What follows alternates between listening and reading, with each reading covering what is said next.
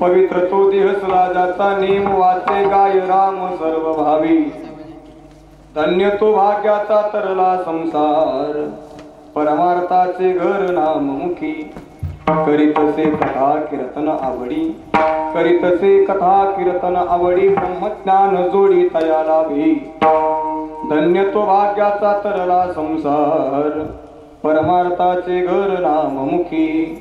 एका जनार्दनी धन्य ते शरीर एका जनार्दनी धन्य ते शरीर परमार्थ संसार एक रूप। धन्य तो भाग्याचा तरला संसार परमार्थाचे घर नाममुखी। विठ्ठल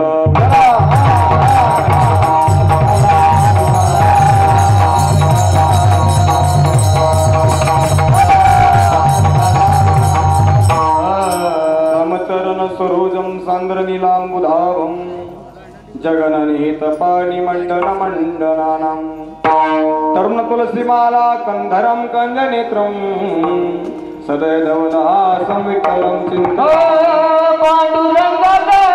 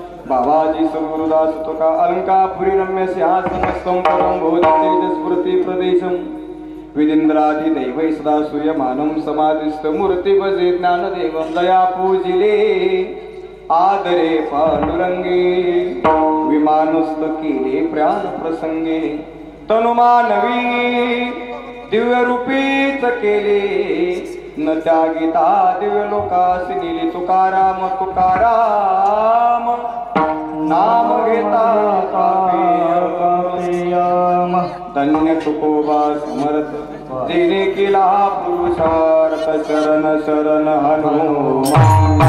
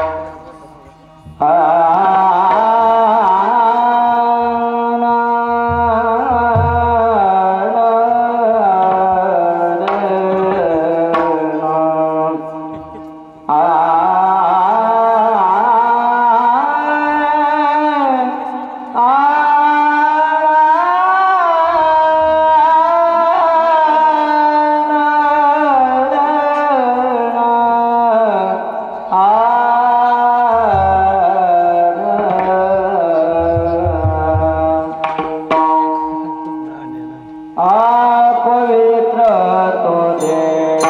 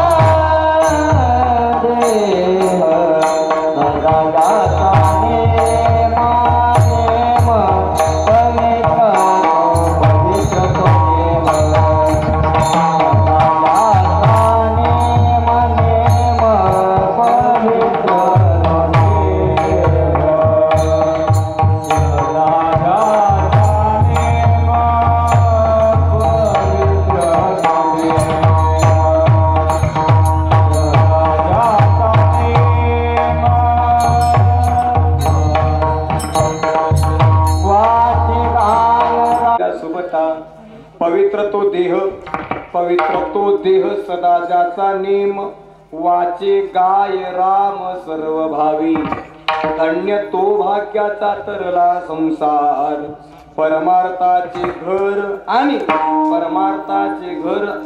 नाममुखी प्रसंगी प्राप्त ठिकाणी संप्राप्त सेवेसाठी निवडलेला अभंग पैठण निवासी शांती ब्रह्मनाथ बाबांचा फार चरणाचा अजिबात नाही फक्त 4 चरणाचा अत्यंत सोपा सर्वाला समजल असा आणि नामाचं महत्व सांगून संताचं वर्णन करणारा विठाला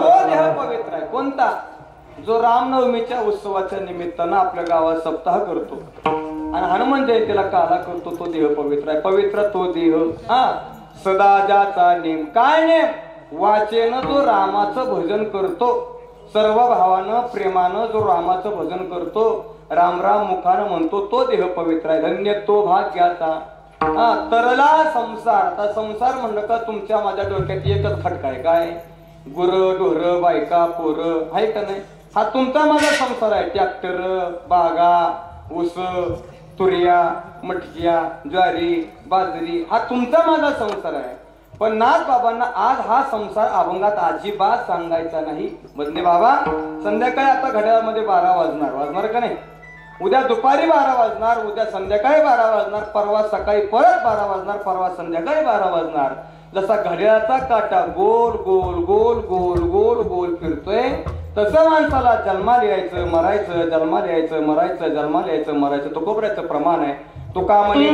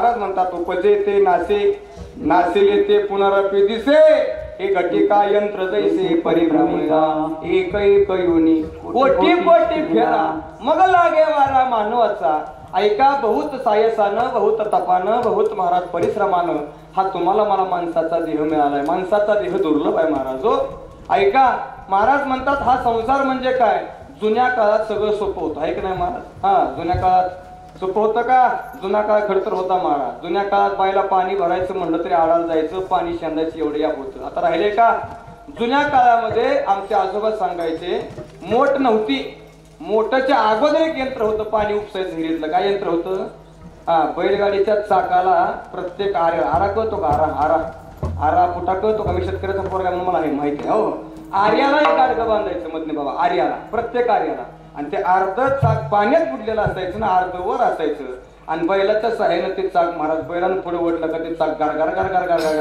जायचं खाली गाडगा जायचं गाडग्यात पाणी भरायचं आणि ते बरोबर वर आलं का वर पणा बारकी पत्र्याची आणि त्यात ते पाणी सांडायचं पाणी पिकायला जायचं त्या गाडग्याला सुट्टी होती का महाराज होती का सुट्टी गाडग्याला बुडायचं पाणी भरायचं वर यायचं वतायचं बुडायचं पाणी भरायचं वर यायचं वतायचं मी माझ्या पदरचा एकही शब्द कीर्तनात बोलत नाही मी प्रामाणिक कीर्तनकार आहे कीर्तनकारांना प्रमाणात बोलावं आणि कीर्तनकारांना प्रमाणात बोलावं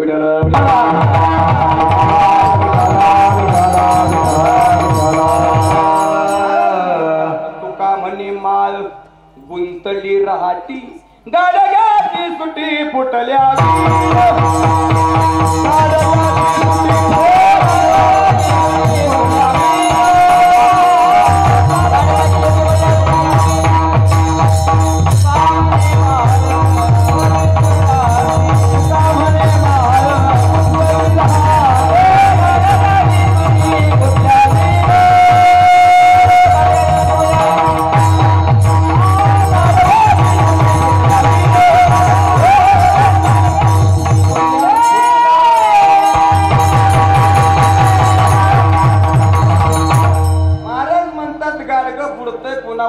पुढचं पुन्हा वरते त्याला सुट्टी कवा ज्या दिवशी फुटल तवा. जसं गाडग्याला महाराज पाण्यात जायचंय वर यायचंय, पाण्यात जायचंय वर यायचंय, तसं माणसाला जन्माला यायचंय मरायचंय, जन्माला यायचंय मरायचंय, जन्माला यायचंय मरायचंय, जन्माला यायचंय मरायचंय.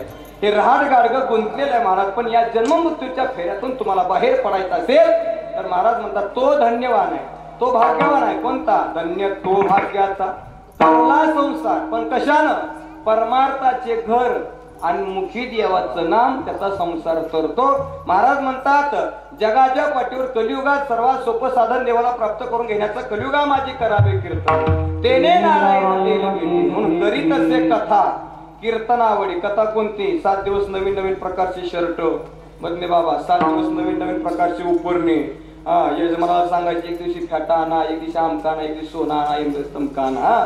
7 दिवस वेगळ्या वेगळ्या कलरचे कपडे घालणे म्हणजे कथा नाही. कथा खरी कोणती? सदा नाम घोष हरी कथा. खरं कीर्तन कोणतं? मी कीर्तोय ते कीर्तन नाही बाबा. खऱ्या कीर्तनाचं महत्व उभारावून सांगितलं जातं म्हणून याचं नाव कीर्तन आहे.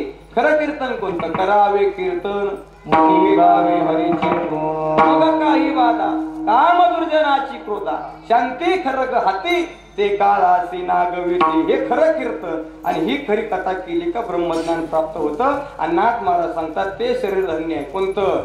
निस्त्या पंढरपूरच्या वाऱ्या केल्या, शुद्धाला पंढरपूर वाद्याला आळंदी, शुद्धाला पंढरपूर वाद्याला आळंदी. त्याचं एक काय काम नाही. आणि नुसतं जन्माला आल्यापासून मरेपर्यंत नुसतं गाढवासारखं घोड्यासारखं नुसतं कामच केलं तेही शरीर धन्य नाही. ज्याला प्रपंच आणि परमार्थ दोन्ही करता आला, त्याला प्रपंच आणि परमार्थ दोन्ही करता आला ते शरीर धन्य. एकाच नारधनी धन्य ते शरीर.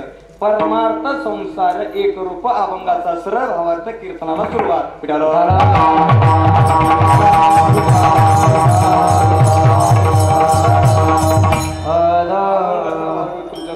बघा येता मग येता अवकाश संकल्पित वेळेमध्ये सेवा पूर्ण करायची आहे. पण त्याच्या अगोदर थोडासा पर्याय त्याने कीर्तनकाराचा आद्य कर्तव्य. बघा सुंदर असे तुमचं पाचवड नावाचं असणारं लहानसं गाव आणि या लहानशा गावात महाराज माणसं मात्र महान आहेत. बघा या महान माणसांच्या महान महाराज विचारामुळं एवढा मोठा नामयज्ञ ज्ञानयज्ञ गावात घडतोय. बघा भगवान प्रभू रामचंद्राच्या जन्मोत्सवाच्या निमित्तानं आणि भगवान श्री हनुमंतरायाच्या जन्मोत्सवाच्या निमित्तानं दोन्हीचा पर्वकाळ साधून हा सुंदर असा तुम्ही नामयज्ञ ज्ञानयज्ञ आयोजन केलं आहे. आणि त्या नामयज्ञात ज्ञानयज्ञात या वर्षी महाराज या दिवसाची सेवा परमभाग्यानं आमचे जेवढक मित्र असणारे तुमच्याच गावचं महाराज एक वैभव पण सध्या आमच्या विठ्ठला रहिवासी असणारे आमचे राजूभाऊ खिलारी यांच्या माध्यमातून येण्याच्या वेळेला त्यांनी मला फोन केला. मला म्हणले महाराज आमच्या गावचा सप्ताह सुरू होतोय अमुक तारखेपासून अमुक तारखेपर्यंत आणि आमच्या सप्त्यात तुमचा दिवस घालायचा कितवा घालू द्या. मी म्हटलं 10वा सोडून कितवा बी घाला काय अडचण यायची.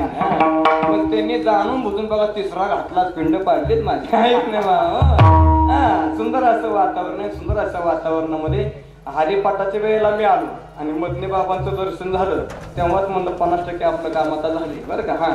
कारण महाराज महाराष्ट्र तालुक्याचं वैभव नवे तर अखंड महाराष्ट्राचं वैभव. महाराज ज्यांना आपल्या भागामध्ये गाणं कोकिळ असं संबोधतात आमचे मधने महाराज. गोड व्यक्तिमत्व महाराज. जितकं गाणं गोड तितकं स्वभावी नम्र आहे महाराज. एक सांगू तुम्हाला माणसं ज्ञानी कशी ओळखायची, माणसं बुद्धिवान कशी ओळखायची तर त्याला ज्ञानोबराचं प्रमाण मी प्रमाण शोधत नाही पहिल्यांदा सांगितलं. ज्ञानोबराय सांगतात फललिया तरुची शाखा तव भूमीशी उतरे देखा. ज्ञानोबराय म्हणतात ज्या झाडाला फळं जास्त असतात ते झाड असं खाली वागतं, त्याची धाव भुईकडे असते. आणि ज्या झाडाला फळच नाही साबरणी वाढल्या सरळ वर फळ ना तुपो कायला काय येत नाही पण ते पोटन ते लय काटाचं मोठं धोतरण. आमच्या गावात गाय काढला होता गुरुजी परवा दिवशी आमच्या सप्त्याला. तो पुढे चालला तर गावात पुन्हा लुटून काढायची गरज नव्हती. एवढा मोठा पंखा शर्ट आता काय महाराज. पण राहणीमान साधं आणि व्यक्तिमत्व उंच असणारे आमचे मधने बाबा आहेत. त्याचबरोबर आमचे आळंदीचे गुरुबंधू महाराजांचा परिचय आहे पण नाव लक्षात नाही. डोक्यावर पडल्यापासून नाव लक्षात राहत नाहीत माझ्या. आणि तेव्हापासून चिल्लर तर अजिबात दिसत नाही फक्त मोठा दिसला. नारायण महाराज नाना महाराज. हो नाना महाराज पवार गोड व्यक्तिमत्व. बघा मृदंग एक सांगू तुम्हाला जे माझ्या पोठात आहे ते गायकांच्या ओठात आहे आणि जे गायकांच्या ओठात आहे ते नाना महाराजांच्या बोटात आहे की नाही बाबा. जसं आमच्या तोंडातनं शब्द बाहेर निघतो तसं त्यांच्या बोटातनं शब्द बाहेर निघतो. सुंदर असं व्यक्तिमत्व. सर्वांचं नामोल्लेख करणं काही शक्य नाही. राहिलेल्या वयामध्ये आपल्याला अभंगाचा भाव पाहिजे. सुंदर वातावरण आहे. गाव लहान आहे पण माणसं महाराज गावाच्या मानानं फार आहेत. एक सांगू तुम्हाला जेवढं गाव मोठं आमचा अनुभव, जेवढं गाव मोठं तेवढ्या मोठ्या गावात माणसाची संख्या कमी. मोठाच्या मोठा मांडव आणि त्यातच 5 पांडव. देवी डायनामी गेलेली, वायरा निसटलेली नाही का नाही मामा. आरती हल्लेलं सगळं. हा महाराज मोठं तेवढं खोटं म्हणतात बघा. पण गाव तुमचं लहान आहे आणि माणसं थोडी महाराज आहेत पण चांगले. मग खरं सांगायचं मला, नवरा बायको दोघं जर घरी असले, हा आपण खेळमध्ये कीर्तन करायचं, नवरा बायको दोघंच घरी असले का नवरा दुपारी सांगतो आज आपण दोघंच घरी आहे, अशी भाजी करायची, अशी भाजी करायची, कूट भरपूर घालायचं, तेल भरपूर घालायचं आणि रबरबीत भाजी करायची, दोघापुरता स्वयंपाक तयार आहे. आणि समजा अचानकच फाट्यावर पाहुण्याच्या का गाडी बंद पडली आणि पाहुण्यानं जर फोन केला, हॅलो आम्ही 4 जण तुमच्या घरी जेवायला येणार आहे. नवरा म्हणतो लय टेन्शन घेऊन नको पाणी होत. आणि लक्षात काय म्हणतो, लय काळजी करायची गरज नाही, केलंच कालवणात पाणी वाचायचं, तसं लय असं गोड होता असा विषय नाही, जेवढं थोडं तेवढं चांगलं.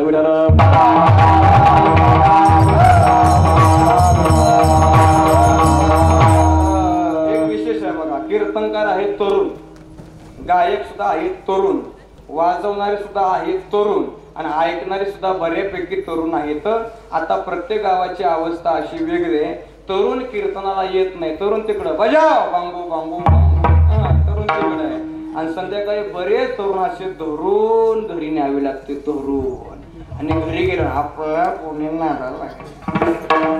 अरे पण तुझी फटलेली पॅन्ट कोण शिवून रेडी आहे का नाही बाबा.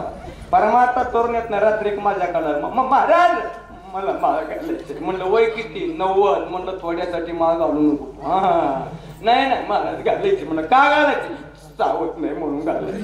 चावत नाही म्हणलं खरं चावत आहे तसंच गोल मारून हाणत असतोय. पण लय माग चालल्यामुळं पोरं आणत नसल्यामुळं माळ घालायची. त्याला माळकरी नाही त्याला गोळकरी म्हणतात महाराज. हो असल्याचाच भरणा जास्त झाला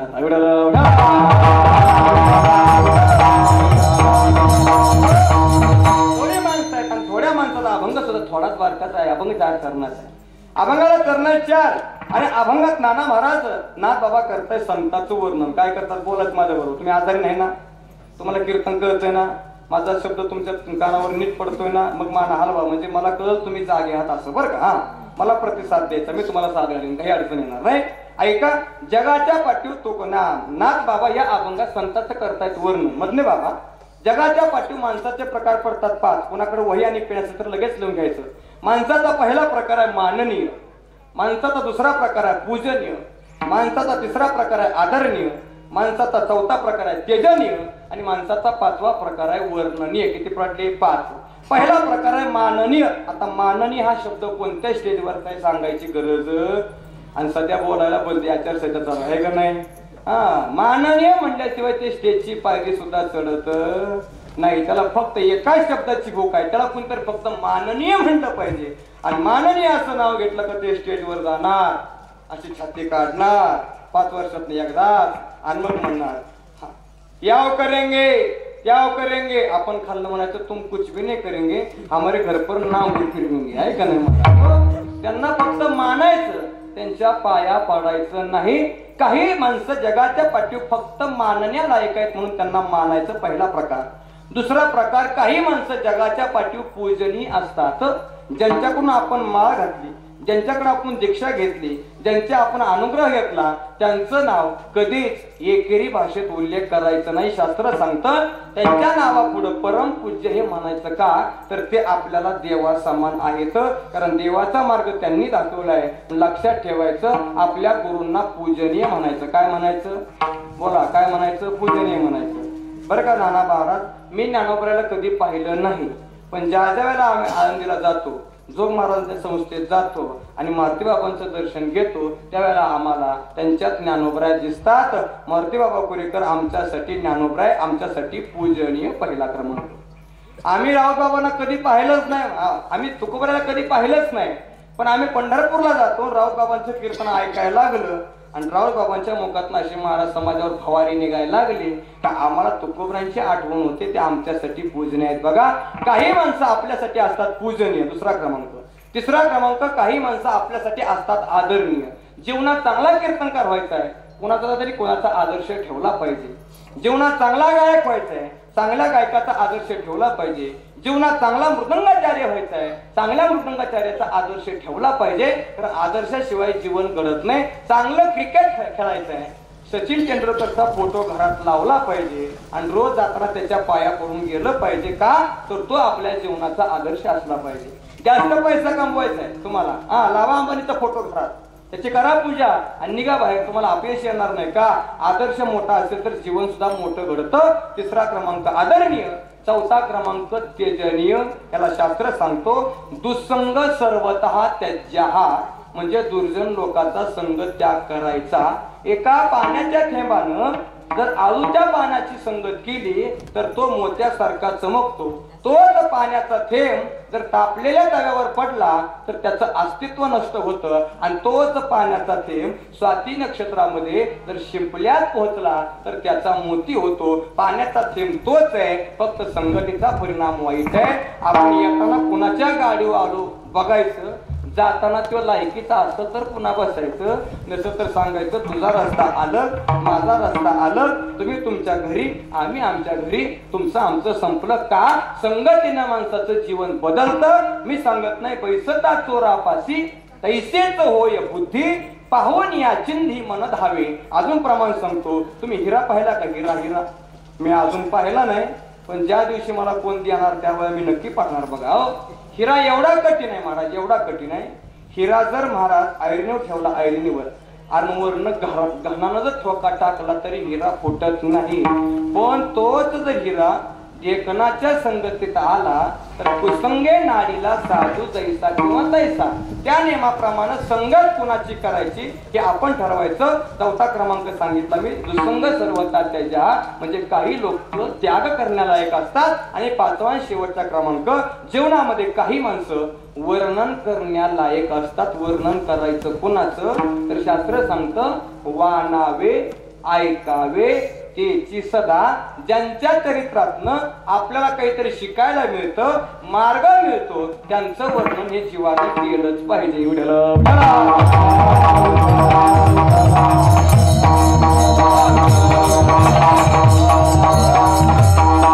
जगाच्या पाठीवर वर्णन करण्याला कोण आहेत तर जगाच्या पाठीवर फक्त वर्णन करण्याला एक आहे संत. कारण तद्वदिती प्रणिपातेन परिप्रश्नेन सेवया उपदेशांती ज्ञान ज्ञानी तत्वदर्शना. ज्ञानावर सांगतात ते ज्ञान पैगागर बरवे जरी मनी अति आनावे तरी संताया वजावे सर्वश्रेष्ठी. हरिप्राप्तीस उपाय धरावे संताचे ते पाय, तेने साधते साधने तुटते भावाची बंधने. संतावे प्राप्ती नाही आईचे वेद देती ग्वाही, एकाच नार्धनी संत पूर्ण करते मनोरथ. इथपर्यंत अलग लक्षात तुमच्या? अलग लक्षात? तुम्हाला कीर्तन समजतंय ना? समज चाललंय बरं? चाललंय का कॅसेट बदलायला लागते? माझ्याकडे 2 कॅसेट आहेत बरं का. एक कॅसेट ए बाजू आणि एक बी बाजू. मी वापसा बघून पेरणारा कीर्तन करायचं. वापसा जर चांगला असेल तर पहिले ओढून धरायची, बी मापा सोडायचं, पेरणी साधना. वापसा नसेल तर निस्त्या पाया घालून जायचं. आपल्याला काय करायचं? बांधायचा फेटा, मारायचा चटा आणि कमवायचा मग.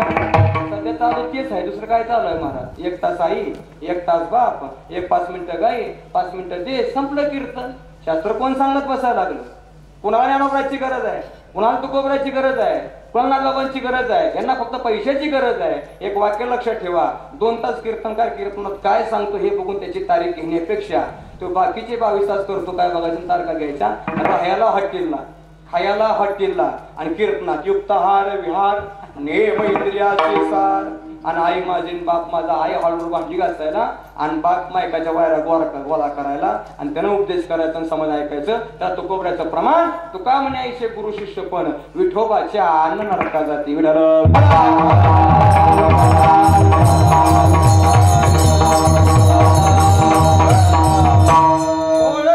थोडस मी काय म्हणतो, चांगलं ऐकायची सवय आपल्याला लावून घेतली पाहिजे. ऐका महाराज, वर्णन करण्याला एक आहेत फक्त संत. का तर संत आपल्याला मार्ग दाखवण्याचं काम करतात. मार्ग दाखवून गेले आधी दयानिधी संत देण्याचे पंथे चालू जाता न पडे गुंताड होते. काही संत आपल्याला मार्ग दाखवतात. कसं हे जरा लक्षपूर्वक कीर्तन ऐकायचं. उदाहरण ऐकलं का तुमच्या लक्षात येणार. बघा आता मी 10 वर्षापासून कीर्तन करतो गुरुजी. रोज सकाळी कीर्तन संध्याकाळी कीर्तन. मध्ये बाबांचा आमचा परिचय 8 वर्षापूर्वीचा आहे. हो बाबा रोज कीर्तन आहे मला रोज. पण जुना काळ काही एवढा चांगला नव्हता कीर्तनकारासाठी. जुन्या काळात कसं पाचवडला जर कीर्तन असेल तर कीर्तनकाराने एसटीनं दहिवडीला यायचं किंवा फलटणला यायचं आणि गावातल्या कुणाला तरी फोन करून तिथं न्यायला बोलवायचं. आता कीर्तनकाराला सांगायची गरज नाही, ते मॅप लावून बरोबर देवळातच पोहोचते का. जुन्या काळ अवघड होता. जुन्या काळात माझा तसाच क्रम असायचा. गाडी नव्हती, मोटरसायकल नव्हती, मग आपलं काय सकाळी बॅग भरणं आणि ज्या गावात कीर्तन त्या गावाला जाणं. तसं माझं कीर्तन रायगड जिल्ह्यातल्या दादे नावाच्या गावाला होतं आणि मी रायगडला गेलो आणि तिथे एसटीतनं उतरलो लक्षपूर्वक कीर्तन ऐकायचं. आणि त्या गावातल्या कार्यकर्त्यांना फोन केला आणि म्हणलं ऐकलं का, मी रायगडला आलोय आणि मला काहीतरी न्यायची व्यवस्था करा. असं म्हणल्याबरोबर त्या कार्यकर्त्यांनी सांगितलं महाराज तुम्ही अजिबात काळजी करू नका, 10 मिनिटात तुमच्या जवळ पोरगा या ना. मोजून 10 मिनिटात पोरगा आलं. बुलट गाडी, लाल टी शर्ट, दाढी वाढवलेली, महाराज असं गुब्द्याच्या गुब्द्या पोरग दहाड दहाड दहाड दहाड दहाड बुलटवर आलं आणि माझ्या समोर गाडी लावली आणि मला म्हणलं अनिल महाराज तुम्हीच का. आता महाराज ओळखायला उशीर लागत नाही, धोतर दिसलं का महाराज ओळखला, काय विशेष लागतंय का.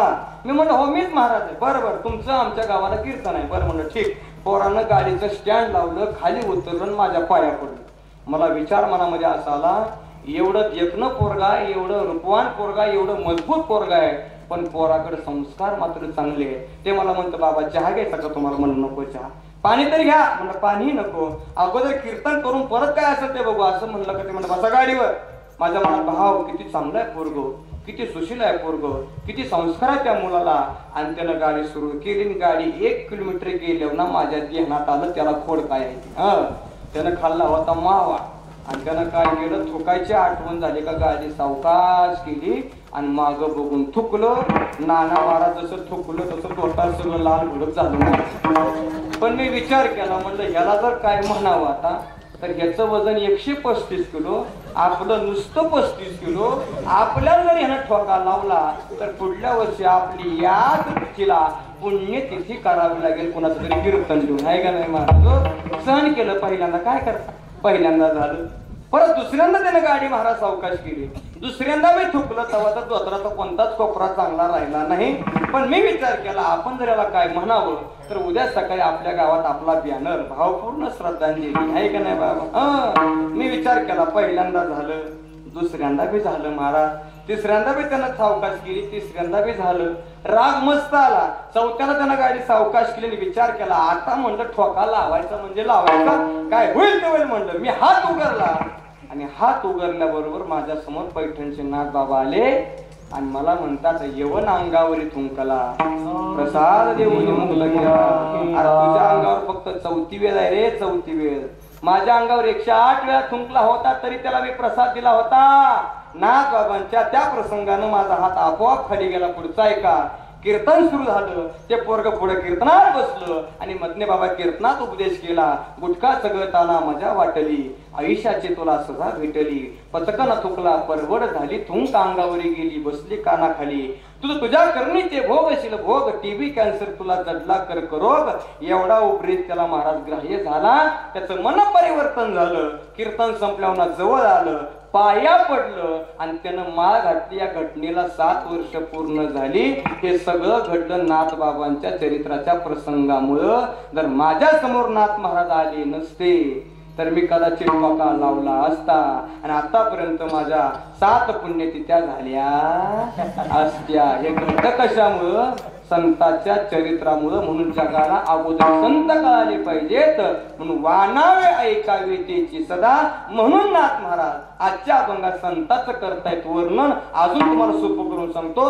जगाच्या पाठीवर काही जीव जिवंत असताना पवित्र असतात पण ते एकदा का मेले का ते अपवित्र होतात. बघा काही जीव जिवंत असताना अपवित्र पण मेल्यानंतर मात्र पवित्र.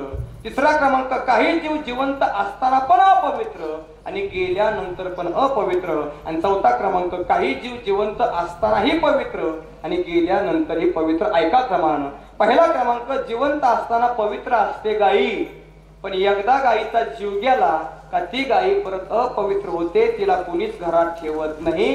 गायीचा देह जिवंत असताना पवित्र जरी असला तर ती गायी मेल्यानंतर मात्र अपवित्र होते. पहिला क्रमांक. दुसरा क्रमांक वाघ नावाचा प्राणी जिवंत असताना अपवित्र आहे पण तो वाघ एकदा का मेला का त्याची कातडी काढली जाते. त्या कातडीवर योगी जपी तपी ध्यान धारणा करतात, योग साधना करतात, भगवान परमात्म्याची प्राप्ती करतात. नाम महाराज जोपर्यंत जिवंत आहे तोपर्यंत तो अपवित्र आहे, अभक्षभक्षण करतो, पण मेल्यानंतर मात्र तो पवित्र आहे. दुसरा क्रमांक. तिसरा क्रमांक, जिवंत असतानाही अपवित्र आणि मेल्यानंतरही अपवित्र. कोण?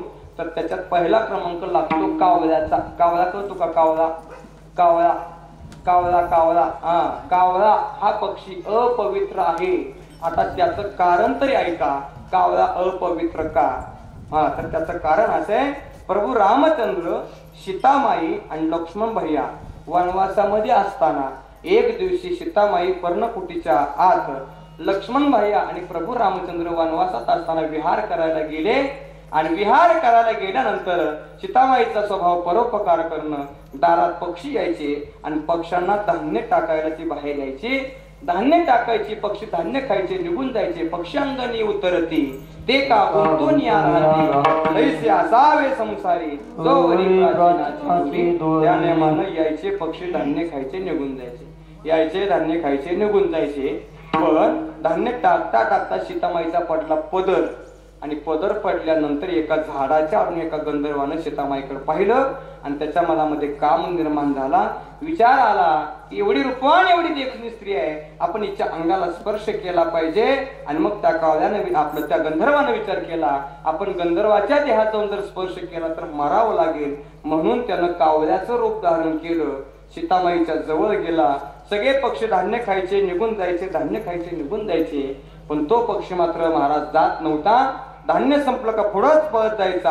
परत सीतामाई खाली, महाराज वाकले त्याला मारण्यासाठी, परत पदर पडला आणि तेवढ्या सीतामाईच्या अंगाला स्पर्श त्यानं केला.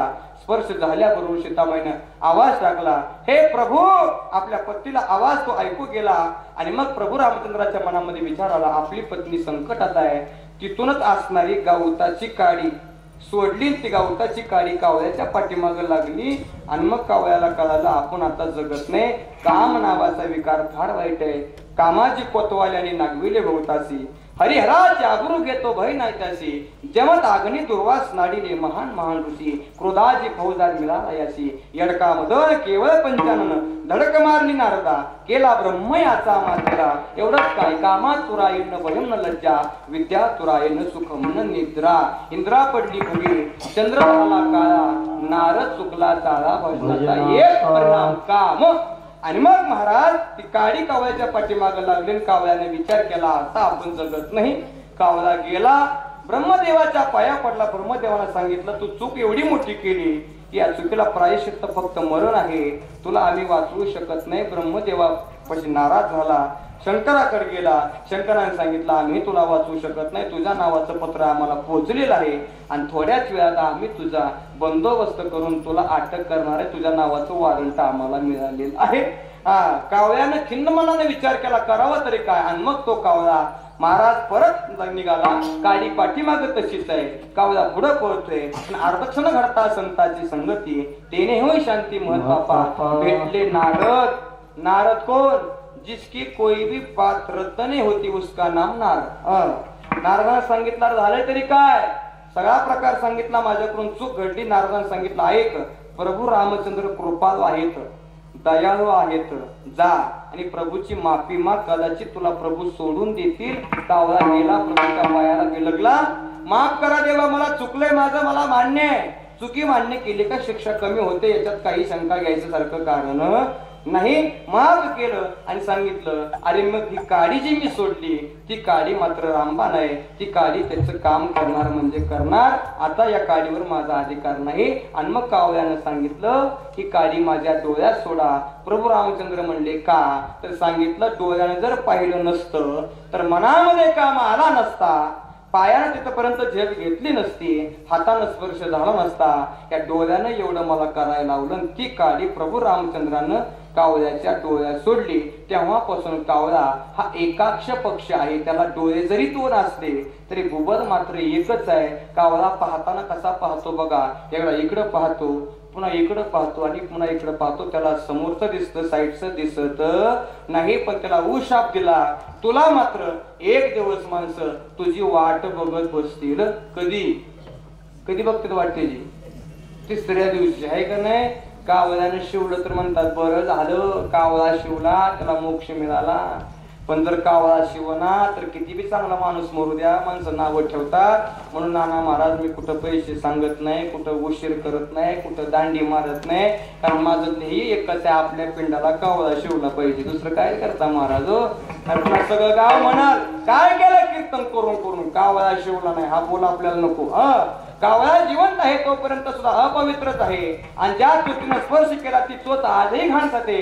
कावळा जिवंत असताना ही अपवित्र आणि गेल्यानंतर ही अपवित्र. पण जिवंत असतानाही पवित्र आणि गेल्यानंतर ही पवित्र कोण याची व्याख्या नाथ महाराज अभंगाच्या पहिल्या चरणात करतात. पवित्र तो देह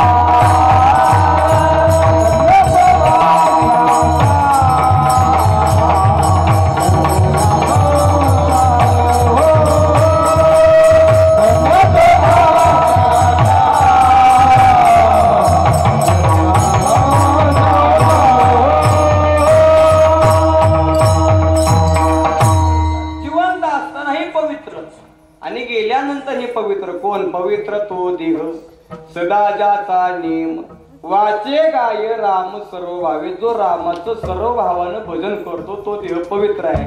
आता मला तुम्हाला एक प्रश्न विचारायचा आहे. कोण बनेगा करोडपती याच्यासाठी पहिला प्रश्न आहे. जर तुम्ही उत्तर दिलं तर सोन्याचं नाणं तुम्हीच मला द्यायचं. कारण मी एवढा श्रीमंत नाही आहे की नाही महाराज.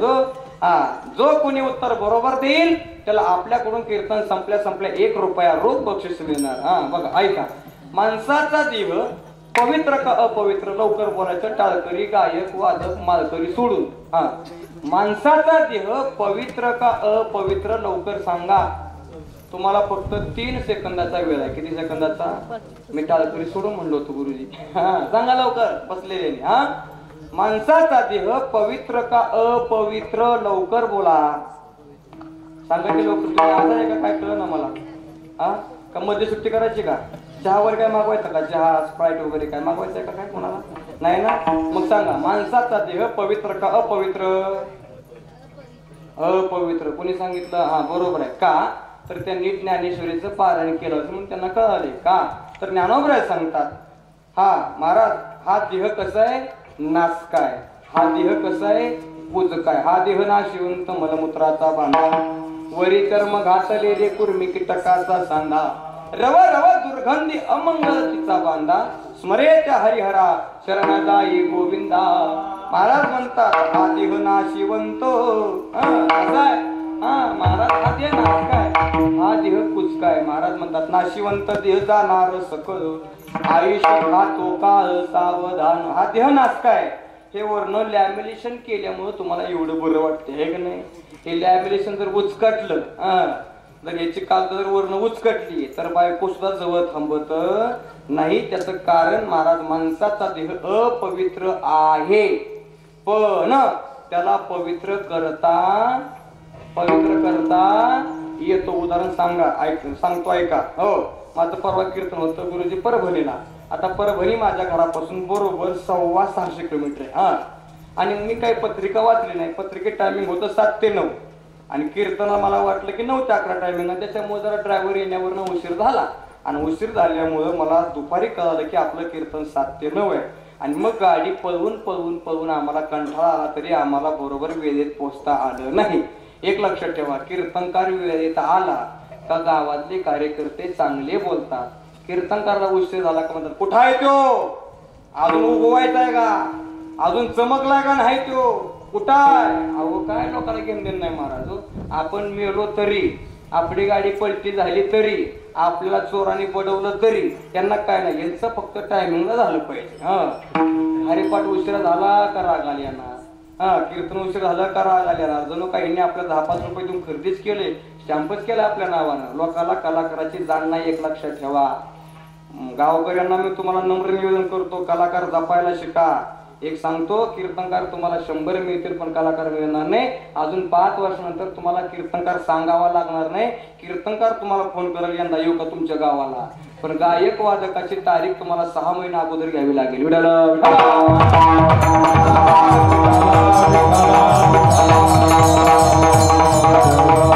महाराज मी बरोबर 7:05 गावात पोहोचलो, तरी पण वाडपान करून गेलो आणि आल्याबरोबर गावात कार्यकर्त्याचे नाव.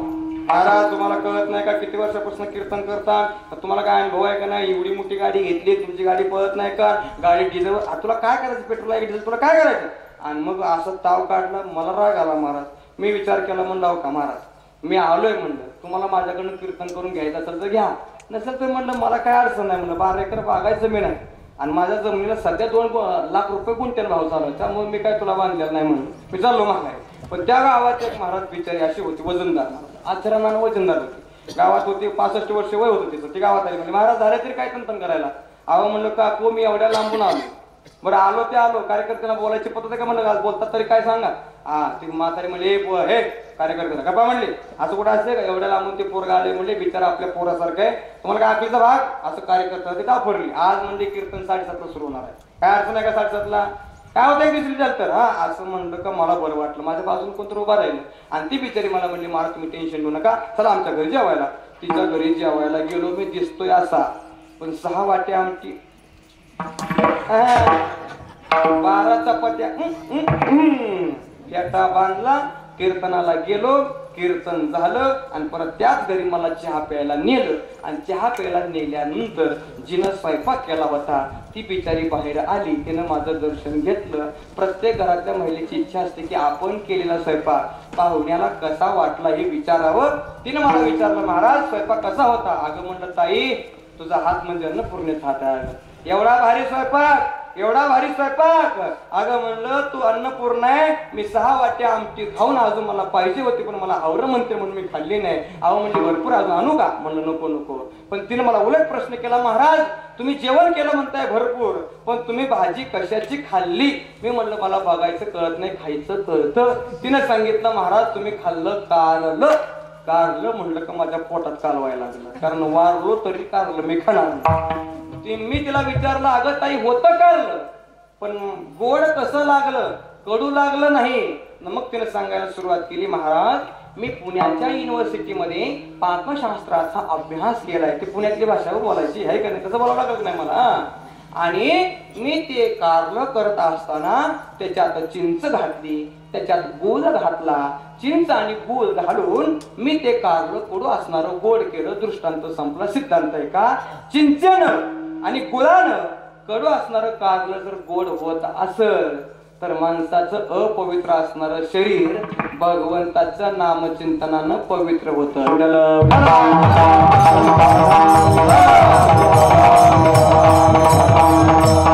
हरिपाठ कीर्ती मुखे धरी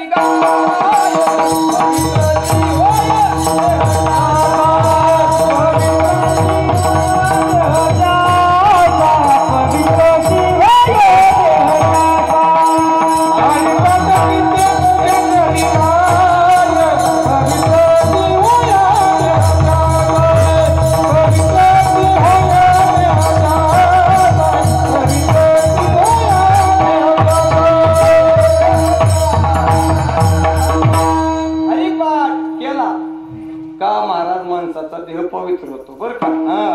एवढंच काय महाराज सांगतात जर तुम्ही भजन केलं का माणसाचा देह पवित्र होतो. आता रामाच्या निमित्तानं कार्यक्रमाला राम सांगावं लागला. ऐका, राम प्रभू वनवासाला निघाले. वनवासाला जात असताना एका पर्णकुटीतनं आवाज यायला लागला, श्रीराम जय राम जय जय राम, श्रीराम जय राम जय जय राम. राम प्रभूच्या काना उद्गार पडले. प्रभूने विचार केला की म्हणले आता आपलं या वनात कोण भजन करते. बघावं तर आतमध्ये जाऊन पर्णकुटीत आत गेले तर एक ऋषी यांचं नाव घेतोय. ऐका, ऋषी देवाचं नाव घेतोय. ज्याचं नाव घेतोय तो देव समोर उभा आहे. आनंद किती भारा झाला असेल हो. त्या ऋषीनं विचार केला, फळं आणली, फळं खायला पुढे ठेवली. प्रभू रामचंद्रानं मनातला भाव ओळखला आणि फळं खायला सुरुवात केली. पण लक्ष्मणबाईची बुद्धी चिकस. लक्ष्मणबाई म्हणतात, ओ देवा तुम्ही फळं खायला लागला पण इतका बेकार इथं वास यायला तुम्हाला काय कळतं का नाही. असा बेकार वास येतोय म्हणजे इथं बसू वाटणार, तुम्ही फळं खायला लागला. असं म्हणल्याबरोबर त्या ऋषीनं सांगितलं, अरे लक्ष्मणा तसं बोलू नको रे, माझं शरीर पूर्ण सडलंय आणि सडलेल्या शरीराला मी बाजूला ठेवून या शरीरात प्रवेश करून भगवंताचं भजन करतोय. त्या ऋषीचं नाव आहे शरभंग नावाचे ऋषी. रामायण वाचलं असेल, ऐकलं असेल तर तुम्हाला माहित असेल हो. महाराज, अपवित्र असणारं शरीर त्यागता येतं आणि पवित्र शरीर प्राप्त करता येतं. पण सामर्थ्य वाचे गाय राम सर्व भावे. भजनानं भगवंताच्या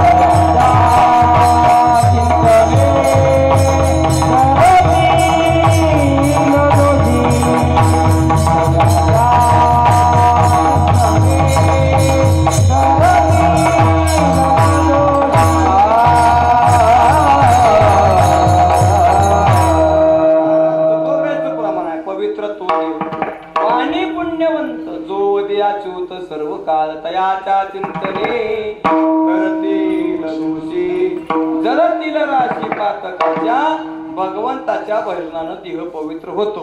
आणि मुळातच महाराज भगवंतानं देह दिलाय त्याचं भजन करायला. पण सध्या माणसांनी भजन सोडले आणि फक्त सुरुवात केली कशाला कशाला. एवढे हुशार झाली माणसं.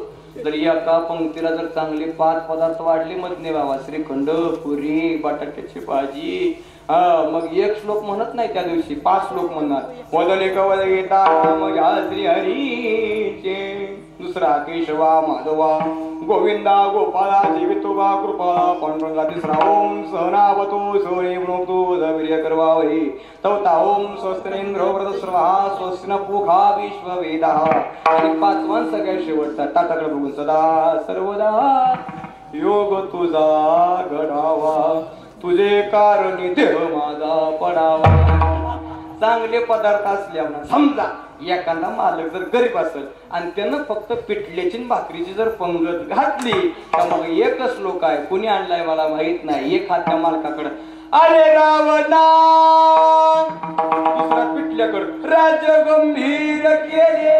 आहे का नाही बा, काय आहे का महाराज, मिळाला पण तुम्हाला मला कळाला नाही. मला सांगा, एखादी गोष्ट ज्याच्यासाठी मिळाली त्याच्यासाठी वापरली तर त्याची किंमत राहते का नाही, वापरली तर बोला लवकर, वापरली तर किंमत राहते. आमच्या गावात पावसाळा सुरू झाला आणि पावसाळा सुरू आमच्या गावातला एक माणूस आगपडीला गेला आणि त्यानं 100 रुपयाची छत्री विकत घेतली. छत्री विकत घेतली. दुकानदार विचारलं गॅरंटी काय? दुकानदार म्हणजे गॅरंटी फुल.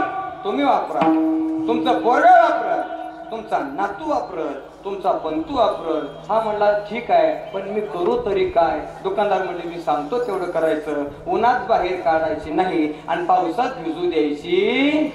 मग पेटवाय न्यायचे का महाराज? तसा तुम्हाला मला देह मिळाला पण कळाला नाही महाराज. आहार, बही, निद्रा आणि मैथून या 4 गोष्टी देवानं सगळ्याला समान दिल्या. आपण जेवतो, कुत्र व भाकरी खाते, बैल वैरण खातोय, त्यात नवल नाही. आहार सर्वाला आहे, भय सर्वाला. आपण भीतो, नवल नाही महाराज. ऐका, एवढा हिंस्र असणारा वाघ सुद्धा कोलतीला भीतोय, भय सर्वाला आहे. निद्रा, माणसं झोपतात हे नवल नाही. पशु पक्षी झाडा उलटे झोपतात त्याचंही काही नवल नाही. पाण्यातला मासा झोप घेतो कैसा, जावे त्याच्या वंशात तेव्हा कळे. निद्रा सर्वाला आहे आणि मैथून हे सर्वाला आहे. माणसाला लेकरं होतात त्याच्यात नवल नाही, पशु पक्ष्यांना सुद्धा पिल्ली होतातच. पण याच्या व्यतिरिक्त भगवान परमात्म्यानं मनुष्य देह निर्माण करताना दिल्या 5 गोष्टी.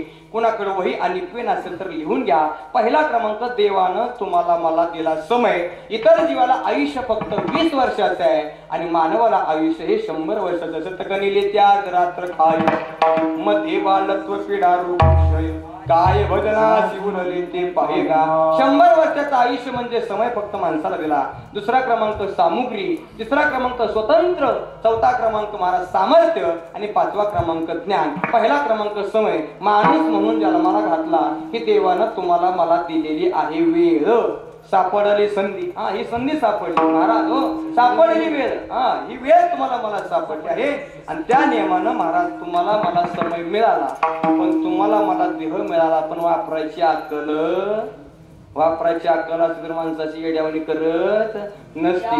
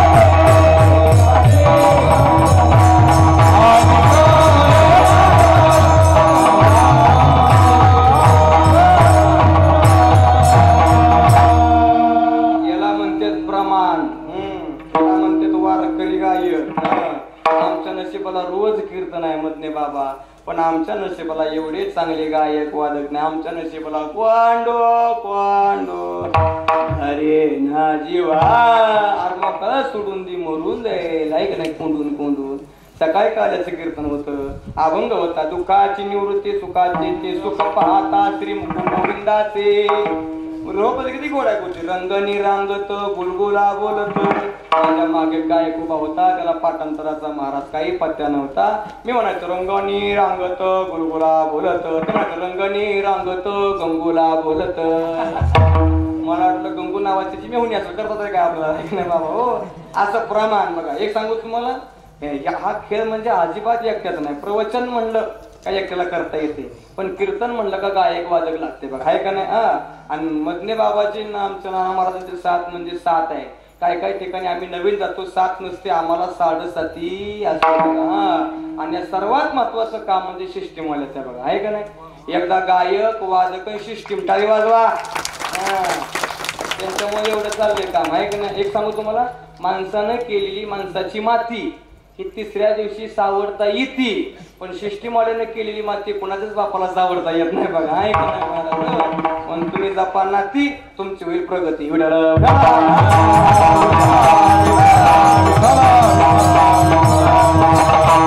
क्रमांक तुम्हाला मला मिळाला समय म्हणजे मिळाली वेळ, पण तुम्हाला मला देह मिळाला पण कळाला नाही. काय झालं, आमच्या गावातल्या का पोरीचं लग्न झालं. आता पोरीची लग्न होते, पोरीच्या लग्नाला अजिबात अडचण नाही, पोरीच्या बापाला कुठे टेन्शन घ्यायची गरज नाही. पण पोराच्या बापाचं मात्र हाल बघवत नाही. रोज माझ्याकडे 10-15 बाप सकाळ सकाळी पाठी, महाराज तुम्ही लय हिंडता बघा आमच्या पप्पाला एखाद्या म्हणलं माझंच 5 वर्ष काय मिळायला लागत नव्हता तसा तर ड्रायव्हर पावरान गावातली दिली मला आहे का नाही करता तरी काय महाराज हो रोज महाराज रोज व्याप आहे मुलीचं लग्न होतंय का मुली शिकल्या जास्त आणि खरं सांगू तुम्हाला मुलींची शिकण्याची उमेद जास्त आहे आता पण मुलांची नाही 10वी 12वी कळतंय काढ दहारा आणि टाक चारा कुठं लागायचा महाराज हो मुली पायलट झाल्या मुली डॉक्टर झाल्या मुली वकील झाल्या मुली इंजिनियर झाल्या मुली ड्रायव्हर झाल्या मुली कंडक्टर झाल्या आमच्या गावचा अभिमान गुरुजी आमच्या गावात एक मुलगी पायलट झाली पायलट आता मला सांगा पायलट मुलीला नवरा कसला पाहिजे दर्शावाला मग कसा चालतो तिला हा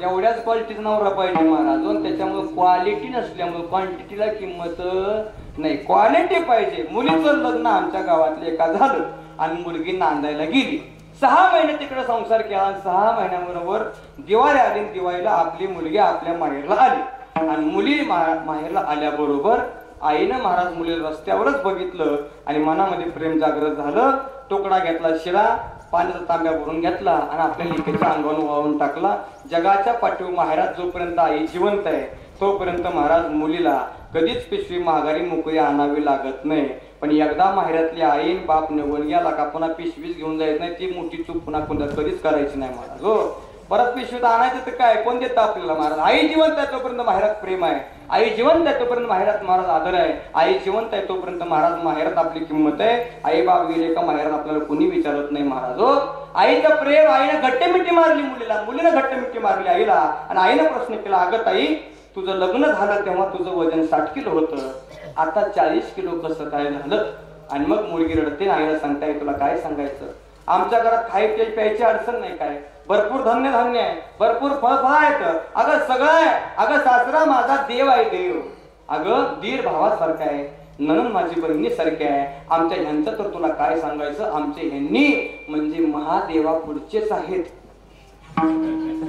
जरा का ते हसले बघा जरा ना का पार्सल घेतल्याशिवाय जाऊ नका तरी काय आता ऐक नाही साखर संपली आणतो तेल संपला आणतो इति नंदी वाच पण आमच्या घरात एक चित्र मात्र वाईट आहे काय नाव तिचं तुम्हाला सोबत पाठवलं मला कशाला बोलवलं कीर्तनाला आहे का नाही सासू जिला सोन्याच्या डोळ्यात बघा वाटतात आसू उसी का नाम सासू हा काय सांगायचं आई तुला म्हातारे दिवसभर गुराढोरासारखं काम करून घेते आणि संध्याकाळी मी जेवायला बसले घास मोडला का म्हातारी जवळ बसते आणि सुरुवात करते तुझ्या बापाला लग्नात सगळं दिलं तुझ्या बापाला लग्नात सगळं दिलं तुझ्या बापाला लग्नात सगळं दिलं पण तुझ्या बापाला लग्नात पाणी तापवायचा बम दिला सगळ्या गावात म्हातारी बम बम करून बुंबलून माघारी येत्या काय करू असं म्हणलं का एवढा शब्द बापानं ऐकून विचार केला माझ्या मुलीला जर बंबासाठी त्रास होत असेल तर बंब देणं माझं आद्य कर्तव्य आहे 6,000 रुपये किमतीचा बंब घेतला बंब डोक्यावर घेतला आणि इनबाईला इवाई बंब द्यायला गेला आणि येशीत इवायच्या डोक्यावर इनबाईनं बंब घेतला आणि मग इनबाई आज सोनियाचा दिन बम बम बम बम एवढा नाद म्हातारीला बंबाचा म्हातारीने हातरून टाकलं बंब शेजारी दम निघाल नाही झोप लागते का पहाटे 3 वाजता उठली 3 वाजता घाण्यामध्ये अजून टाइम पाहिजे झोपा अंधार आहे ना 3 वाजता झोपली परत 4 वाजता उठली म्हणजे झोपा झोपा झोपा अजून टाइम आहे पण 5 वाजता काय तिला दम निघाला नाही पहिल्या काळात पाणी भरायचं म्हणलं तरी अवघड होतं बाईला महाराज घागर घ्यायची बादली घ्यायची दोर घ्यायचा हिरीवर जायचं पाणी शेंदायचं शेंदेला पाणी घागरीत भरायचं घागर काकाला घ्यायची घरी यायचं ते पाणी राजनात ओतायचं आणि मग राजनात तांब्या भरून नवऱ्याला द्यायचं एवढी या पुस्तकानं नव्हतं आता या पाहिले का आता दारात नळ आला आता नळाला नळी लावायची आणि नळी हांड्या सोडायची काय दिवसानं आमच्यासारखा एखादा जर बुवा तुमच्या घरी पाणी जर प्यायला आला आणि त्यानं जर पाणी मागितलं का बाई नळी घे एकदाच जोगवायचं तेवढं पाणी पिऊन जोगो म्हणून ऐक नाही बाबा एवढा जमाना बदललाय म्हातारी गेली पहिली घागर आणली पंपात बसली दुसरी आणली पंपात बसली तिसरी आणली 11:15 वाजल्यामुळे लवकर म्हातारी पळत पळत गेली महाराज 4थी आणली 5वी आणली 6वी आणली बसली आणि विचार केला की आपल्या गावात सगळ्याचे बंब फक्त 5 हांड्यात भरते आपल्या 6 वाजले तरी भरणा कसा पुन्हा विचार केला नाही नाही नाही आपला पावना गावचा पाटील असल्यामुळे सगळ्या गावाचं पाणी तापल एवढा बंब दिलाय पुन्हा गेली 7वा अंदा बसला 8वा वतला म्हटले बाबा, 9वा वतला, 10वा वतला, 11व्या हांड्याला पाक म्हातारी पिकून गेली, पण हांडा वतला आणि पायरी हांडा टेकवला आणि म्हातारी डोक्याला हात लावून बसली. तेवढ्याच गावातली माणसं गोळा झाली, कारण पहिला असा नियम होता, एखाद्याच्या दारात जर चिखल दिसला तर समजायचं यांच्या घरी बाजार मला आलं, आणि शेतात पाजारी बायका यायच्या आणि त्यांच्या दारात पाणी वतायच्या. सोयीनी चिखल बरं झाली, नासी जणी हे घाली. बायकांना वाटलं गावातले की यांना नातू झाला, याचा अत्यंत दारात चिखल झाला. सगळ्या गावातल्या बायका मुबारक, शुभेच्छा काकू, शुभेच्छा, तुम्हाला झाला नातू. काकू म्हणली नातू नाही, खेळतो नाही, पाहुण्यानं बॉम्ब दिलाय पण फटका दिला. असं म्हणलं का सुना झोपली होती निवांत, तिनं ऐकलं बाहेर आली. आत्या, आजपर्यंत 6 महिने तुम्ही मला बोलला, मी ऐकून घेतलं, पण माझ्या बापाला नावं ठेवायच नाहीत. माझ्या बापाला कष्टातनं मला शिकवलंय, मोठे केलंय आणि तुमच्या पोराबरोबर माझं लगीन लावले. माझ्या बापाचा त्याग मला माहिती आहे. मला नावं ठेवताय, माझ्या बापाला नावं ठेवायच नाही, तुम्हाला अकलीचा भाग नाही. असं म्हणलं कसं असं म्हणते, मला अक्कल नाही, मला अक्कल नाही. पप्प्या पप्प्याला बोलून घेतलं बाहेर. तुझी बायको म्हणते मला अक्कल नाही. पप्प्याचा तावा, काय झालं, माझ्या आईला अक्कल नाही का? पप्प्याची बायको, सोनू तुझा माझ्या भरोसा नाही का? असं म्हणलं ते म्हणलं झालं तरी काय, तुमच्या आईला विचारा ना पाणी कुठं वतलं. विचारलं, आई तू पाणी कुठं वतलं? आई म्हणली हे काय याच्यात वतलं ज्यात लाकडं घालायची, त्यात म्हातारी पाणी वतत होती. मला सांगा, म्हातारी मेली तर बंपर का? म्हातारीच्या 10व्यात सुद्धा पाणी त्याच्यावर तापायचं नाही. मी बंबाचं सांगायला एवढ्या लांब मिळत नाही. तसा तुम्हाला मला महाराज देह मिळाला पण कळाला नाही, तसा तिला बंब मिळाला पण कळाला नाही. पहिला क्रमांक समय दिला देवाला पण कळाला नाही. दुसरा क्रमांक सामुग्री काय दिली? इंद्रिय, हात पाय,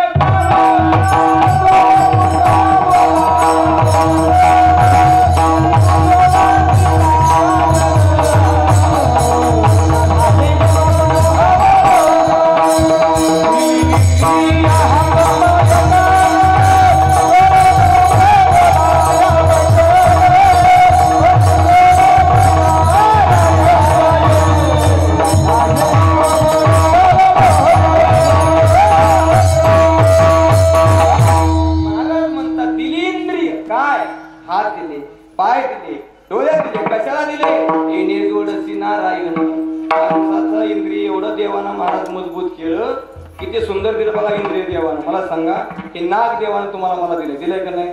फक्त देवानं थोडा बदल केला असता आणि हे नाग जे सायलेन्सर खाली केलाय तो सायलेन्सर फक्त असा उलटा टाकला असता तर आवाज निघायसाठी. देवाला माहित होतं उन्हाचं हे जर झाडाखाली झोपलं तर याचं पोरग पळत पळत येणार, ह्याच्या नाकात माती भरणार, हे मरणार, म्हणून नाकात खाली दिला आहे का नाही? देवाला डोळे दिले. डोळा हा सर्वात नाजूक अवयव असल्यामुळे देवानं बांधकाम करताना विचार केला, वरनं एवढा मोठा कठा बांधून घेतला का नाही? डोळा बरोबर त्या अगोदर डबऱ्यात बसवला आणि वरनंही झाडं लावली. कशाला? कोरायला. मग कशाला लावली? देवाला माहित होतं काम करताना घाम येणार आणि घाम डोळ्यात जाणार, म्हणून झाडं लावली आहे की नाही? बरं झालं, मला सांगा, देवाने एवढे मोठे कान तुम्हाला मला दिले का नाही? एवढं मोठं बांधकाम वाढवून स्क्वेअर फूट वाढवायची अजिबात गरज नव्हती, आहे का नाही?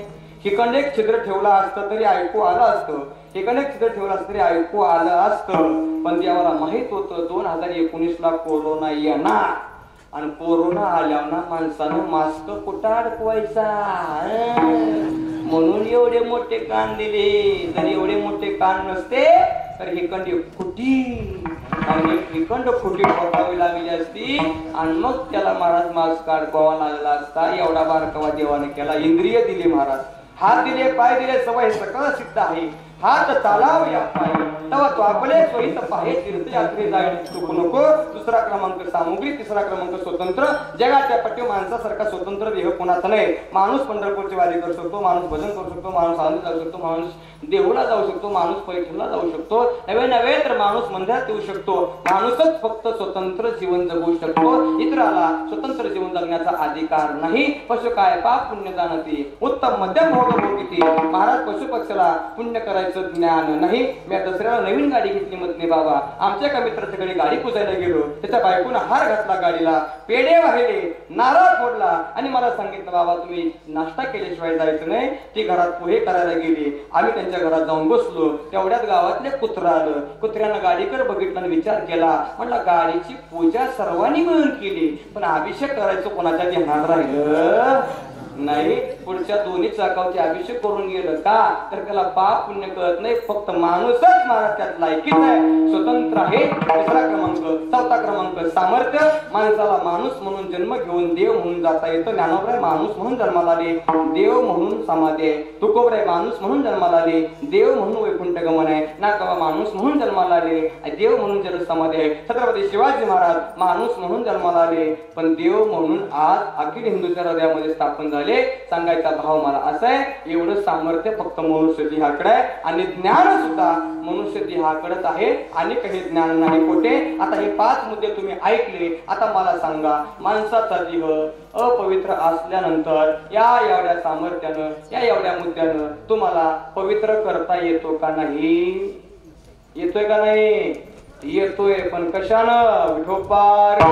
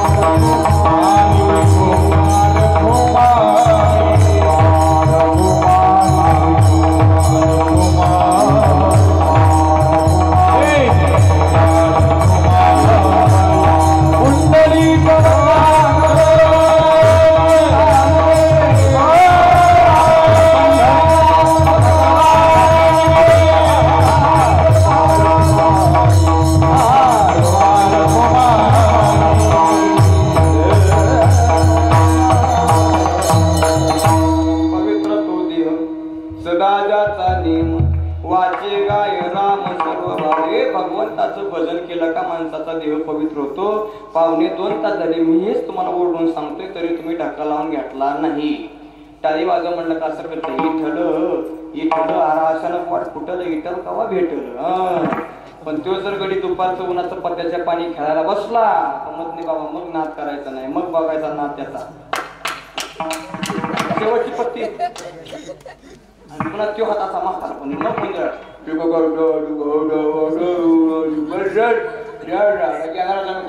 गेले करून झाली त्याची भोग आली. मी तक्रार करणारा कीर्तनकार नाही. आपल्या कीर्तनात सबसिडी वाटलं या, बसू वाटलं बसा. लय जागा असली निवांत पाय पसरा. मी कोणाला काही बोलत नाही. लय जागा असली निवांत झोपा. काय करता लोकांना बोलून महाराज तुम्ही आला हे तुमचे आमच्यावर असणारे उपकार आहेत. आणि महिला मंडळीचे तर डबल उपकार आहेत का तर त्यांनी 2 तास टीव्हीला काडी लावून कीर्तनाकडे आलेत म्हणून बघा त्यांचे पण एवढं नामाचं महत्व सांगितलं तरी तुम्ही हाताला हात लागू दिला नाही. तोंडानं देवाचं नाव घेतलं नाही. आता सर्वांनी एकदा मोठ्या प्रेमानं देवाचं करायचं. करा हात वर, सर्वांनी हात वर करा. जे कुणी हात वर करणार नाही त्याला शेजाऱ्याची शपथ आहे. असेच हात वर ठेवा. मी लगेच तुमच्या हातून माघार येतो. केले का हात वर?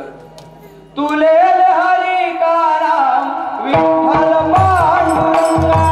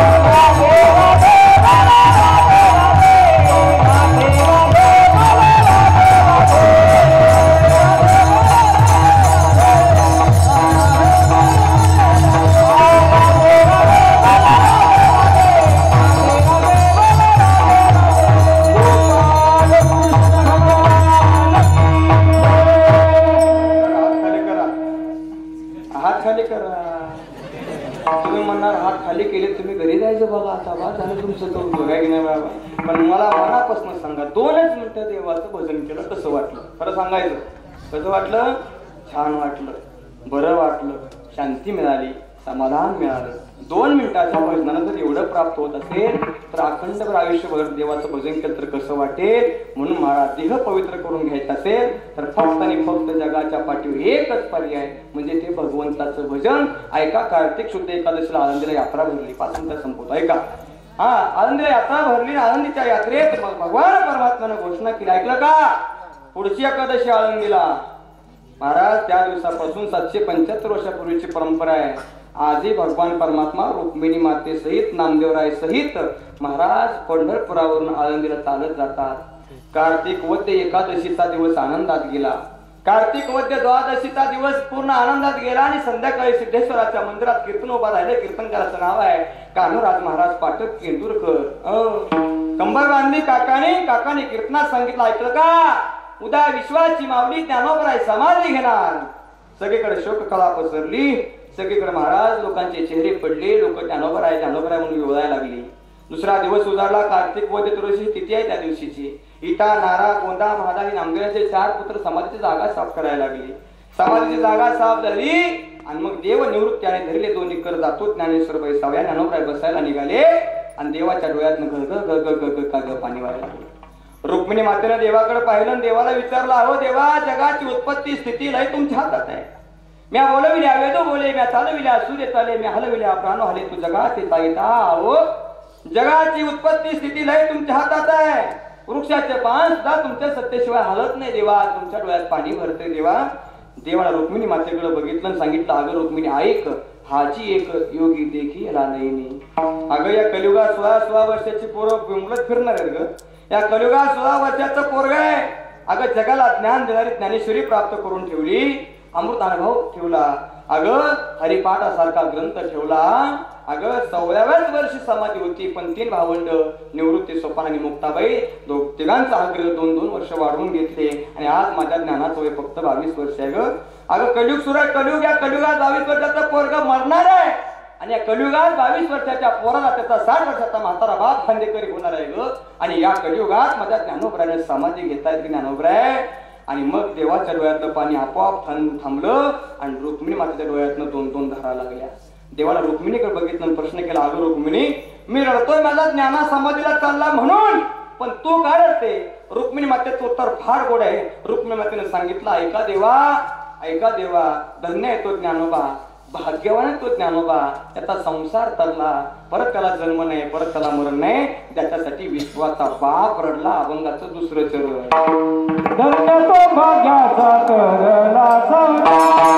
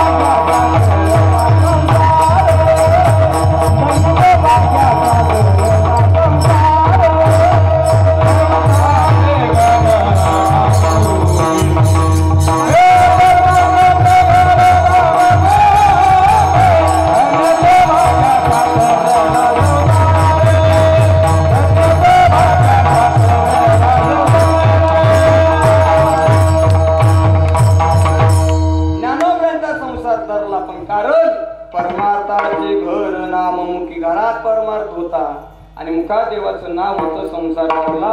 करीतसे कथा कीर्तना आवडी, ब्रह्मज्ञान जोडी तयाला. महाराज म्हणतात, कथेन आणि कीर्तनानं ब्रह्मज्ञान प्राप्त होतं आणि ब्रह्मज्ञान प्राप्त झालं का देव प्राप्त होतो.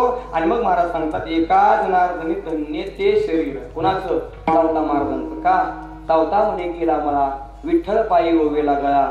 सावता महाराज पंढरपूरला आले नाहीत, पण देव मात्र पंढरपूरला भेटायला गेला. महाराज म्हणतात कामामध्ये काम काही म्हणा राम राम, तेने जाईल भवश्रम सुख होईल दुःखाचे. त्या न्यायानं ते शरीर धन्य आहे ज्यानं प्रपंचही केला आणि परमार्थही केला. पण काहीचा प्रपंचही घडत नाही आणि परमार्थही घडत नाही. आता मी वारकरी कीर्तनकार आहे. आमची दिंडी आहे रथाच्या पाठीमागे 61 क्रमांकाची. म्हणजे मी सांगण्याचा भाव असा आहे की कीर्तनकार वारकरी असावा आणि वारकरी कीर्तनकार असावा. आता उलट झाले, आधी कीर्तनकार झाले पुन्हा वाऱ्या करायला लागले आणि लोक त्यांचं ऐकायला लागले. हा विषय थोडा ते लाईव्ह चालू आहे, तरी मी धाडसानं बोलतोय महाराज, कारण या परमार्थाविषयी महाराज मला थोडीशी तळमळ आहे. कारण महाराज ऐका खरीचे मानव सत्य सुद्धा जण पापा देखील अनुमोदन करते हेलन संताचे. संताला न्याय देण्याचं काम कीर्तनकारानं करायचं आहे. देवाला न्याय देण्याचं काम कीर्तनकारानं करायचं आहे. भक्ती ज्ञानाविरती गोष्टीनं कराव्या, प्रेम भरे वैराग्याच्या युक्ती विवराव्या, जेणेकरून मूर्ती ठसावी अंतरी श्रेयाची. ऐशी कीर्तन मर्यादा संताच्या घरची आमची दिंडी आहे. आणि मग असंच मी कीर्तनात दिंडीचं वर्णन केलं. अनेक ताई मला म्हणली महाराज आमच्याकडे चहा प्यायला चला. त्यांच्याकडे चहा प्यायला गेलो आणि तिचा नवरा असा पडू उभा होता आणि मग मला म्हणते महाराज की आमचं सुंदर ते ध्यान. म्हणलं बर मग करू काय. म्हणली याला तुमच्या बरोबर दिंडीत न्या. याला मी दिंडीत न्याला आणि मग ज्ञानोबरांचा प्रस्थान सोहळा. ज्याला ज्याला पृथ्वीवरचा स्वर्ग पाहायचा आहे त्यानं ज्ञानोबरांचा प्रस्थान सोहळा पाहिलाच पाहिजे. जगाच्या पाठीवर हा सुख सोहळा कोटी नाही. आणि मग त्यानं ते खिलार बैलाची जोड शेंब्या घातलेल्या, वासकरांचे टाळ, देवकरांचे टाळ, टेंबुकरांचे टाळ, श्रीवंतरांचे टाळ, आजरेकरांचे टाळ असा घोष पाहिला. मग मला म्हणते महाराज आज मला कळालं हा सुख सोहळा स्वर्गी नाही. मग तिनं माझा हात धरला. मधले बाबा आम्ही आळंदीतनं चालायला सुरुवात केली. दिवसभर चालून संध्याकाळ आम्ही पोहोचलो पुण्याला. आहे का नाही. पुण्यात 2 दिवस मुक्काम. आणि ज्या दिवशी पुण्यातनं माऊली हडपसरच्या मार्गे सासवडला जाते त्या दिवशी असते एकादशी. आणि मग एकादशीला हडपसरच्या पुलावर माऊली आली आणि मग यानं हडपसरच्या पुलावरचा तो सोहळा पाहिला. शेंगदाण चक्की, बिस्किटचे पुडे, केळ, सफरचंद, लाडू. आणि मग मला म्हणते महाराज मला आज कळालं ज्ञानोबराय वारंवार म्हणतात पुण्याची गणना कोण करी. अरे पुण्याची नव पुण्याची गणना कोण करी. ते एवढं एवढं होतं. गुरुजीनं घेतली पिशवी. आला बिस्किटचा पुढा टाक पिशवीत, आलं केळं टाक पिशवीत, आलं महाराष्ट्र टाक पिशवीत. एवढं एवढं होतं. केळं भरली खाली आणि बिस्किट भरली वर. त्याच्यामुळे केळात झालं शिखरात. सगळं लागलं अंगावनं पडायला. त्यानं माझा हात सोडला. हडपसरला गाठपड लोणंदला जयरी म्हणतात. उभे कसा जयरी गेलता पंढरपूरची वारी करायला. पण येताना पोतभर बिस्किट घेऊन आला. ते शरीर धन्य नाही. पण ठाईचं वैसोनी करा एकच तावडे आनंद वावा. ते शरीर धन्य आहे. हो ऐशी पंढरी जे मनी ध्यासी त्याची ही लोकी गती असं महाराज म्हणतात. घरात बसून जर पंढरपूरचं ध्यान केलं तरी पंढरपूरला गेल्याचं पुण्य प्राप्त होतं. पंढरपुरात जाऊन बायकांचं लक्ष फक्त बांगड्या आणि गाड्यांचं लक्ष फक्त गोंगड्या, दुसरा काही उद्योग करत नाही. सेना महाराज पंढरपूरला गेले. वस्त्रा लावायला दगड चांगला घेऊन आले. देवाला सांगितलं सेना महाराज तुमची गेली वारी बुडली. नाही म्हणजे आलतो वारीला. महाराज देव म्हणले तू वारीला नव्हता आला, तू दगड न्यायला आला होता. पुन्हा दुसरी वारी दगड टाकायला गेली. अशा सेना महाराजांच्या जीवनातल्या 2 वाऱ्या चुकल्या. आपले सम आपला किती झाल्या आणि किती चुकल्या. आपण प्रत्येक वारीत येताना काही ना काहीतरी घेऊन येतो. आपली वारी घडत नाही. महाराज म्हणतात धन्य ते संसारी दयावंत ज्यांकडे येते उपकारासाठी आली गरजा वैकुंठ. त्या नियमाप्रमाणे प्रपंच परमार्थ करता आला त्याचं शरीर धन्य. ज्ञानेश्वर